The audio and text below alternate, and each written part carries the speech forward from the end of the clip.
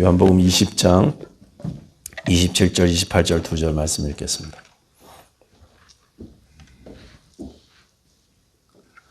도마에게 이르시되 네 손가락을 이리 내밀어 내 손을 보고 네 손을 내밀어 내 옆구리에 넣어보라. 그리하여 믿음 없는 자가 되지 말고 믿는 자가 되라.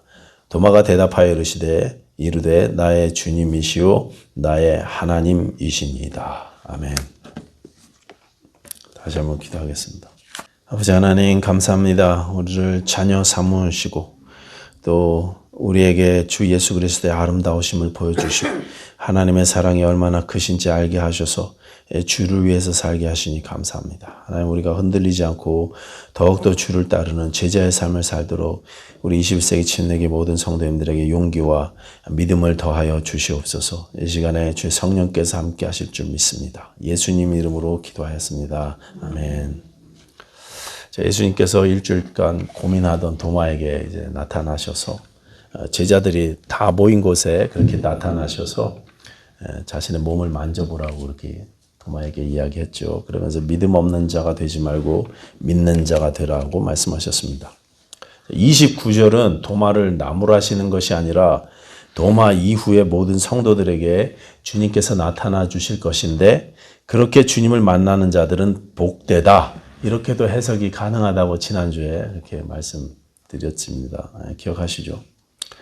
그런데 이 말씀을 보면서 우리가 이제 한 가지 좀 눈여겨볼 것이 있습니다. 그게 뭐냐면 예수님의 부활하신 몸에 상처가 남아있다라는 거예요.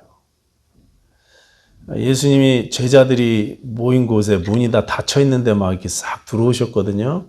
그리고 대화를 마치시면 또 싹 사라지시고 이렇게 일반적인 우리 몸과는 다른 그런 몸을 가지셨는데 그 몸에도 부활의 몸을 가지신 그 예수님의 몸에도 상처가 그대로 있다는 것입니다. 예수님의 영광의 몸이요 상처를 품고 있었습니다. 고난의 흔적이 예수님 몸에 그대로 있었습니다. 여러분 예수님께서 이 땅에 육신의 몸을 입고 오신 것을 성육신이라고 하죠. 성육신은요 하나님이신 그분께는요 고통이었습니다. 우리는 크리스마스 막 캐롤 부르고 찬송하고 감사하다고 영광 돌리지만 하나님께는요 고통이었어요. 하나님과 동등됨을 취할 것으로 여기지 아니하시고 하나님의 본체이신 그분이 자기를 비워 종의 형체를 가져 사람의 모양으로 나타나셔서 이 땅에 오신 것 자체가 주님께는 고난이셨습니다. 십자가 역시 당연히 주님께 고난이었습니다. 예수님의 이 땅에서의 삶은 그래서 성육신부터 십자가까지 고난으로 시작해서 고난으로 마치셨습니다.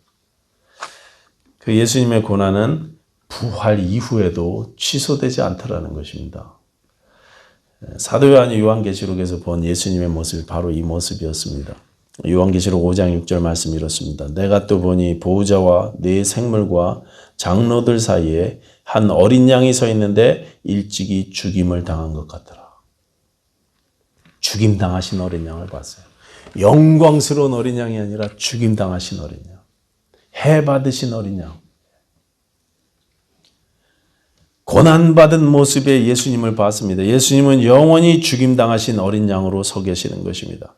그가 찔림은 우리의 허물 때문이고 그가 채찍에 맞음으로 우리가 나음을 얻었다 이렇게 노래하는데 그 몸에 난 모든 십자가의 상처가 영원히 우리를 위해서 주의 몸에 남아있다는 것입니다. 도마가 예수님을 알아본 방식은 그 상처를 본 것이었습니다. 저는 개인적으로 예수님의 몸에 이렇게 옆구리에 손을 넣어보고 손을 이렇게 만져보고 이렇게까지는 안 했을 것 같아요. 그 앞에서 보면서 너무 황송해갖고 그냥 바로 꿇어 엎드렸을 것 같다는 그런 개인적인 생각은 있기는 하지만 도마에게 예수님이 분명히 보여주신 것은 확실합니다. 그 손과 옆구리의 상처를 예수님께서 보여주셨어요. 마찬가지로 도마 이후에 오고 오는 모든 성도들은 도마처럼 예수님이 부활하신 그날 그 자리에 없었습니다. 그렇죠? 보지 못하고 믿어야 하는 사람들이 저와 여러분들입니다.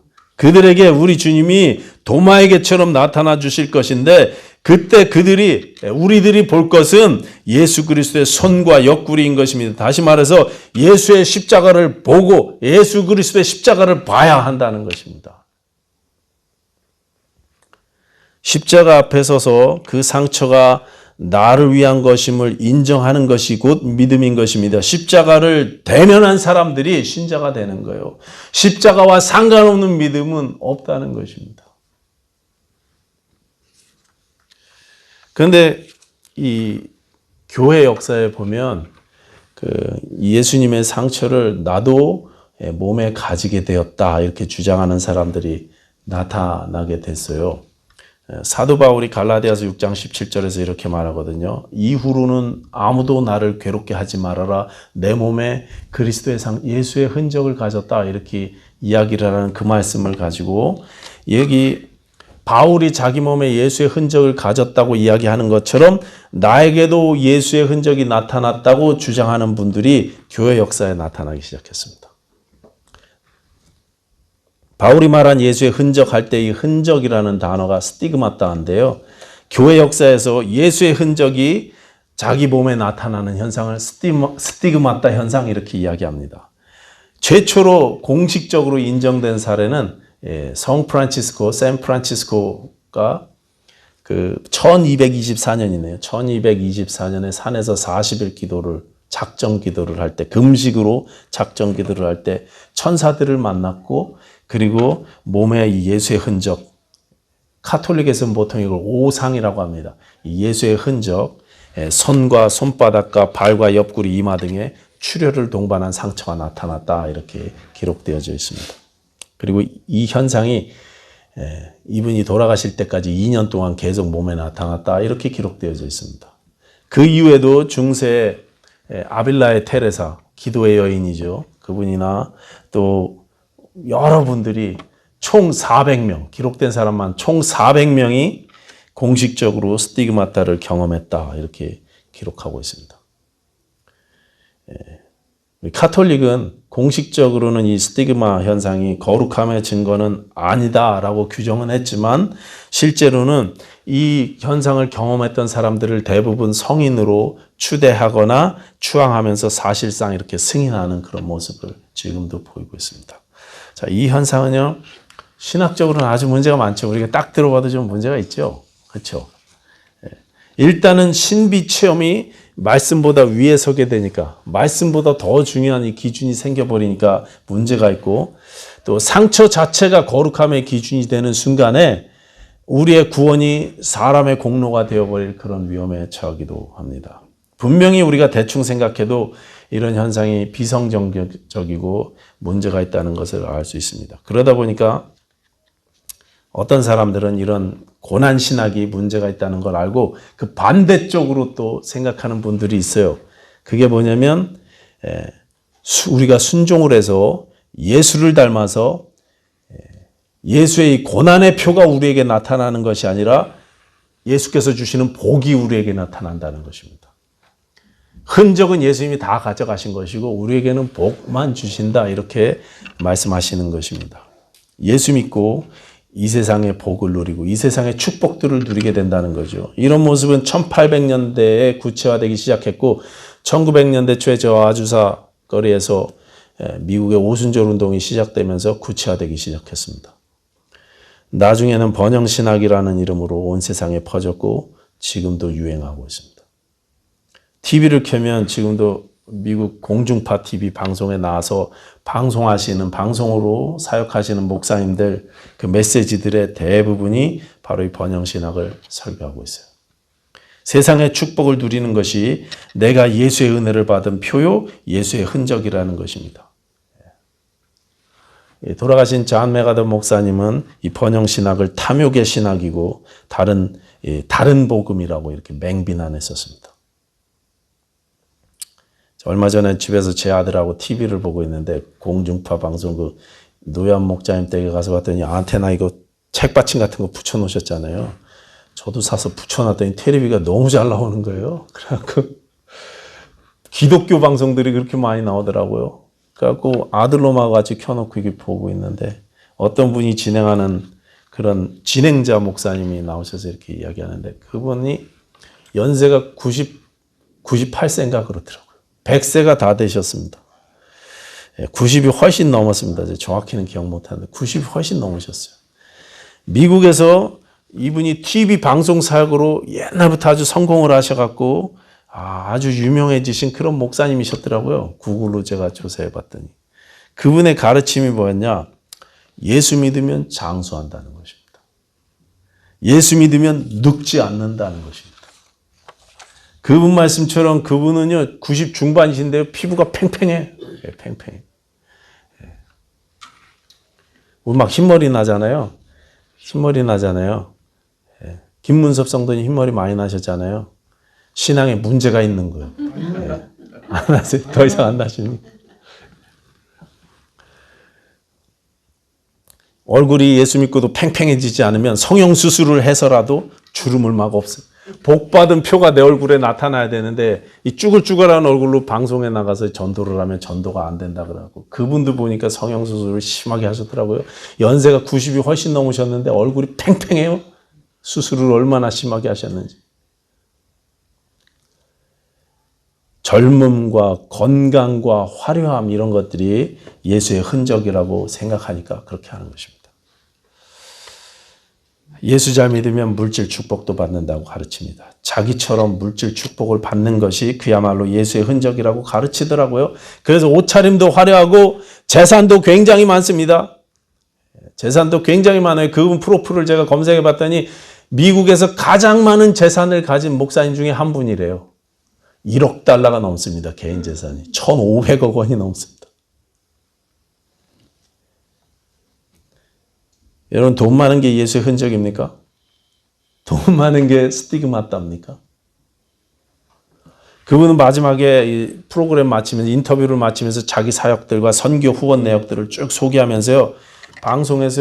방송을 보는 사람들한테 헌금해달라고 요청하더라고요. 하루에 1불씩만 절약하시면 이 사역을 함께 이룰 수 있습니다. 그러더라고요. 그래서 제가 또 배 아래 이렇게 꽂아갖고 자기 돈 좀 쓰지. 그걸 뭐 저렇게 방송을 하나 이런 생각을 했어요.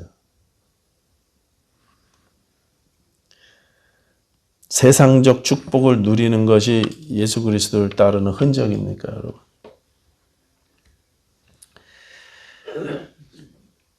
성경이 말하는 이 스티그마타, 예수 그리스도의 흔적이라는 것이 도대체 무엇이겠습니까? 바울이 갈라디아서 6장 17절에서 말하는 예수의 흔적은요, 할례하고 대비해서 했던 말씀이에요. 할례하고 대비해서. 예수를 믿는 사람들도 다 할례를 받아야 된다고 그 갈라디아 교회 사람들한테 자꾸 들어와서 그런 세상의 가르침을 이야기하니까 율법을 자꾸 가르치니까 그러니까 사도 바울이 그때 했던 말이었습니다. 당시 유대교 그리스도인들은요. 갈라디아 교인들을 이 할례 문제로 계속 흔들었어요. 니네 몸 안에 하나님의 자녀라는 표가 있어야 되는데 그게 할례다 그렇게 가르쳤습니다. 그 모습을 보고 바울이 했던 말이 뭐냐면 나는 다른 흔적을 갖고 있다. 그리스도의 흔적을 갖고 있다 그렇게 이야기한 것입니다. 나에게는 할례가 아닌 다른 육체의 표가 있다. 예수 그리스도의 흔적이다. 이 이야기를 하려던 것이었습니다.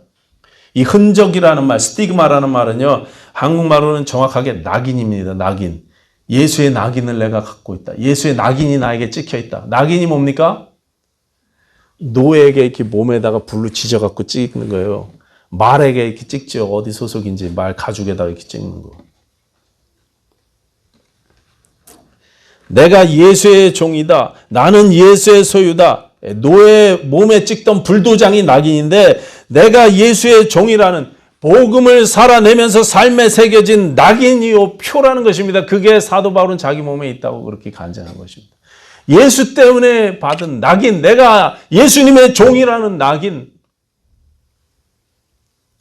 고린도후서 11장 23절 이하에 보시면 사도 바울이 체험한 예수의 흔적이 무엇인지 구체적으로 쫙 나와요. 계속 나옵니다. 감옥에 갇히고 매 맞고 돌로 맞고 유대인들에게 40에 한한 감한 매를 5번이나 맞았어요. 태장으로 맞고 굶주리고 헐벗고 애쓰고 잠 못 자고 파선하고 여행의 위험과 강도의 위험과 강의 위험을 겪었다 그렇게 이야기하지 않습니까? 죽을 고비를 수도 없이 넘기지 않습니까? 그때마다 내가 예수의 흔적을 몸에 가졌다 이렇게 이야기합니다. 이것이 바울이 가진 스티그마타였습니다. 초자연적으로 나타난 상처가 아니었습니다. 예수를 따르다가 세상과 부딪혀서 생긴 상처였던 것입니다. 그것이 내가 예수의 소속이라는 증거였고 거룩함의 표시가 아니라 충성의 흔적이었던 것입니다. 그러니까요, 예수님의 손과 옆구리를 본 사람들, 십자가를 대면한 사람들이 가지게 될 낙인, 세상에서 예수님을 따르면서 생기게 될 이 흔적들, 그 예수의 흔적이 곧 스티그마타인 것입니다. 그런데 이 흔적은 여기에 단수로 예수의 흔적을 가졌다 이렇게 이야기하시지 않고 예수의 흔적들을 가졌다 이렇게 이야기합니다. 낙인들 이렇게 이야기하는 것입니다. 예수의 소유라는 낙인이 몸에 내 삶에 여기저기에 계속 막 찍히는 거예요. 도장이 막 계속 찍히는 것입니다. 시뻘겋게 불에 달궈서 내 살을 지지는 그 낙인이요. 내가 예수의 소속이라는 그 낙인이 삶 가운데 하루하루 지내면서 계속 나한테 찍혀요. 갈라디아서 2장 20절 뭡니까? 내가 그리스도와 함께 십자가에 못 박혔나니 그런즉 이제 내가 사는 것이 아니요 내 안에 그리스도께서 사신 것이다 그랬습니다. 거기 내가 그리스도와 함께 십자가에 못 박혔다 할 때 못 박힌다는 것도요. 한 번 못 박히고 끝나는 게 아니라 매일 매순간 계속 못 박힌다는 뜻입니다. 계속 예수 그리스도와 함께 죽어서 낙인이 내 몸에 찍히는 것입니다. 예수의 소유라는 도장이 내 몸에 계속 찍히는 것입니다. 내 삶의 도장이 찍히는 것입니다. 예수의 흔적이 계속 생기고 쌓여가는 것입니다. 여러분, 우리가 내가 예수의 소속이라는 이 흔적, 나는 예수님의 것이다라는 흔적이 우리 삶 가운데 있습니까?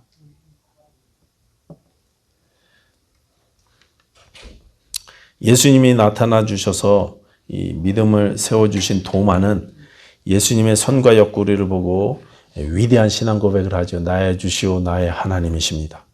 지난주에 말씀드린 대로 이 고백은 최초의 고백이었어요. 예수를 하나님으로 고백했던 고백. 도마가 최초였습니다. 그리고 그 예수님이 주님 되시고 예수님이 하나님 되신 삶을 평생 살았어요.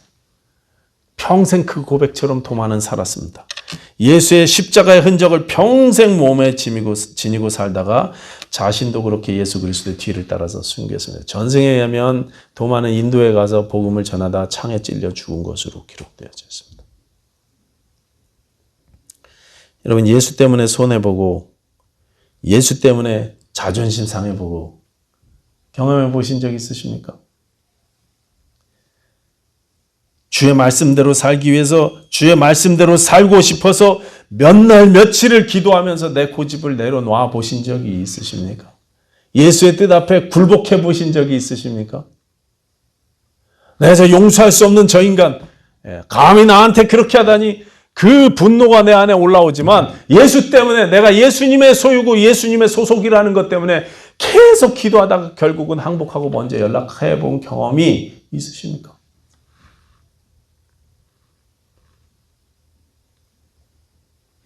나를 먼저 낮추고 내가 먼저 손 내밀어 관계를 회복하려고 해보신 적이 있으시냐 이 말씀입니다. 예수님 말씀대로 내가 순종해서 예수 그리스도의 뒤를 따르는 삶을 살아서 예수의 흔적을 내 몸에 가져보겠다고 생각해 보신 적이 있으십니까? 그렇게 할 때마다 주님 주신 말씀대로 살려고 할 때마다 예수의 십자가 흔적이 우리에게 도장 찍혀가는 것입니다. 1948년 10월 19일에 여수 순천에서 시작된 이 남로당이죠. 남로당 소속 군인들의 반란 사건이 있었습니다. 그때 순천 사범학교를 다니던 손양원 목사님의 두 아들이 순교를 당했어요. 두 아들은 학교에서 기독교인이라는 이유로 그리고 반공학생이라는 이유로 지목을 당해서 많은 사람들 보는 앞에서 처형을 당했습니다. 당시에 손양원 목사님은요, 본인이 목회하시던 애양원교회에서 예배를 인도하고 있었다 그래요. 아들들 둘이 죽었을 때 큰아들과 둘째 아들입니다. 예배 인도하다가 그 소식을 듣고 그리고는 흔들리지 않고 끝까지 예배를 인도를 마치신 후에 감사기도로 예배를 마쳤다 이렇게 알려지고 있습니다.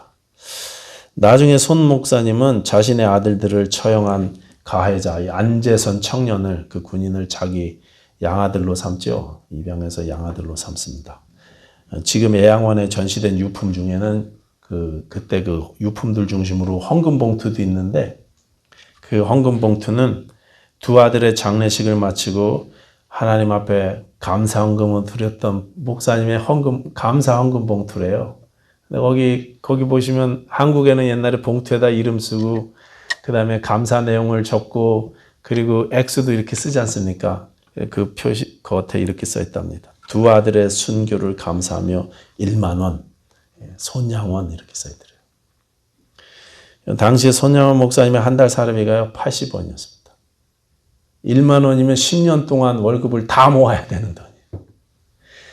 목사님 개인에게는 어마어마한 금액이었습니다. 전 재산을요 그날 감사헌금으로 하나님 앞에 바친 거예요. 예수의 흔적을 삶에 지닌 성도의 모습은요 감사와 찬양으로 나타나는 것입니다. 저는 손양원 목사님이 억지로 그렇게 했다고 생각하지 않습니다. 다른 사람의 평가 때문에, 다른 사람의 시선 때문에 그렇게 했다고 생각하지 않습니다. 분명히 성령의 역사라고 저는 그렇게 믿습니다. 예수의 흔적을 가진 사람들이 성령의 역사로 그런 일들을 지금도 이루어가고 있어요. 십자가를 통과한 성도들이 삶에 지닌 흔적, 예수의 흔적, 감사와 찬양으로 나타납니다.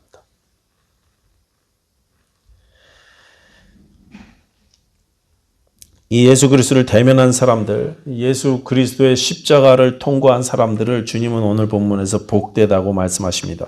그런 사람들은 예수의 흔적을 몸에 새기면서 살기 때문에 그렇습니다. 그러니 여러분, 이제 우리는 은혜 받은 자로서 예수님의 가르침대로 살기로 결단하십시다.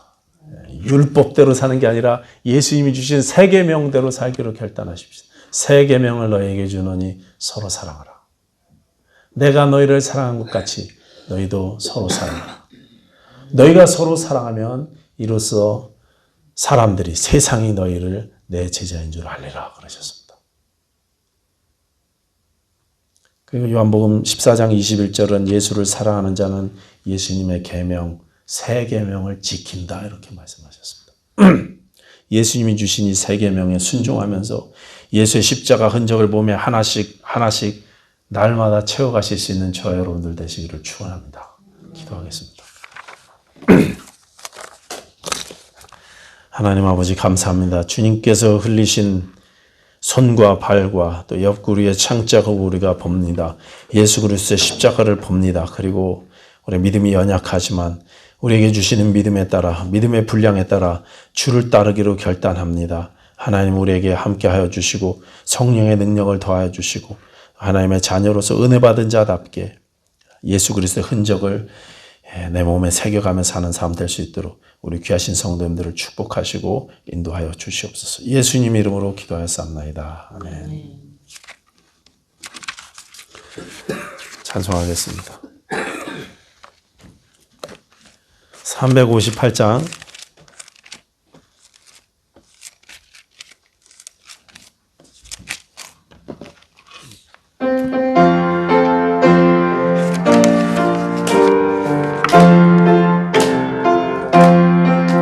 주의 진리 위해 십자가 금기 하나 높이고서 주의 군사되어 용맹스럽게 찬송하며 나가세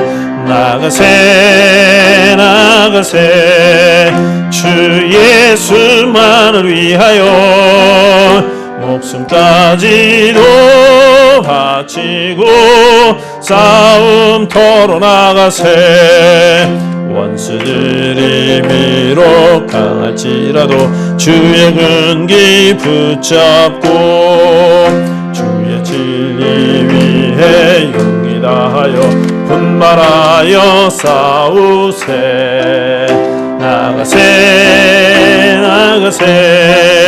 주 예수만을 위하여 목숨까지도 바치고 싸움터로 나가세 산과들과 바다 가는 곳마다 주의 근기 날리며 반갑고도 기쁜 승리의 소식 온 세상에 전하세 나가세 주 예수만을 위하여 목숨까지도 바치고 싸움터로 나가세.